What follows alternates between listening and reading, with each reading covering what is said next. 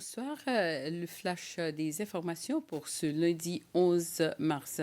L'autorité portuaire des Seychelles a lancé son appel de préqualification pour les entrepreneurs capables et désireux de construire et de concevoir l'extension du port de Victoria. Cette étape consiste à juger si les entrepreneurs intéressés sont en mesure de réaliser le dit projet avant d'être invités à soumissionner pour le projet. L'autorité recherche un financement auprès de 2 banques internationales et il y aura également une subvention de l'Union européenne. L'autorité portuaire s'attend à ce que les nouveaux équipements portuaires soient pleinement fonctionnels d'ici 2027.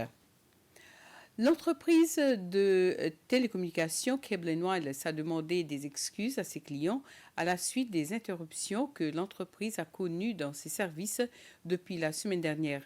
Le chef de la direction de Cable & Wireless, Georges Daufé, a déclaré que les interruptions étaient le résultat des améliorations apportées à ces plateformes comme MyCare afin d'offrir à ses clients des services plus efficaces. Cable & Wireless a déclaré que le projet coûtait plus d'1 milliard de roupies. 3 organisations de la société civile reçoivent du financement par l'intermédiaire de l'organisme CECAT. L'objectif est de mettre en œuvre des projets liés à la conservation et à la protection de l'environnement. Les représentants de ces 3 organisations ont signé ce matin un accord avec CECAT. L'espèce de rat appelée Ratus ratus ou rat noir est une espèce envahissante introduite aux Seychelles il y a plus de 100 ans venant de navires qui traversaient le pays. Les recherches montrent que l'espèce est présente sur quelques 23 îles, mais a déjà été éliminée sur 9 îles, dont Frégate, île du Nord et île de Nid. 2 nouveaux projets seront mis en œuvre pour éliminer les espèces de rats sur l'île de Curieuse et l'atoll d'Aldabra. Le 3e projet concerne l'exploration et le suivi des espèces de poissons et des écosystèmes. Les financements pour ces projets proviennent du Critical Ecosystem Partnership Fund, une initiative collaborative entre l'Agence française de développement, l'AFD, l'Organisation internationale pour la conservation, l'Union européenne et la Banque mondiale, entre autres. La chef de la direction de CECAT, Marie-Mé Jérémy, affirme que les 3 projets apporteraient des bénéfices au pays car ils correspondent à ses priorités nationales. La directrice de la Banque mondiale pour les Seychelles, Aida Redihoff, a rendu une visite de courtoisie au président Wavell Ramkalawan à State House aujourd'hui.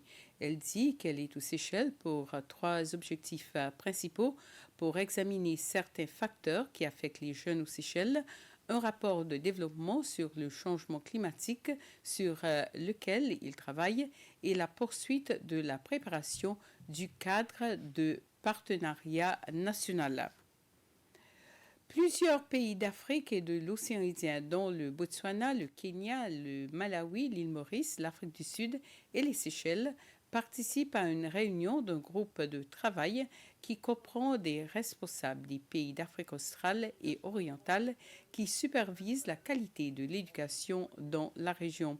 Ce groupe, qui s'appelle SIACMEC, c'était le ministre de l'Éducation, le Dr Justin Valentin, qui a donné le coup d'envoi de cette réunion de 5 jours lors d'une cérémonie à la Case Créole à Beauvallon ce matin.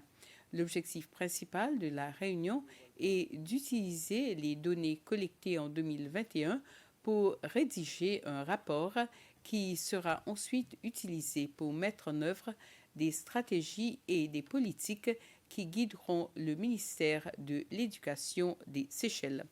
Voilà, c'était le Flash. Merci de l'avoir suivi. Bonne soirée. À plus.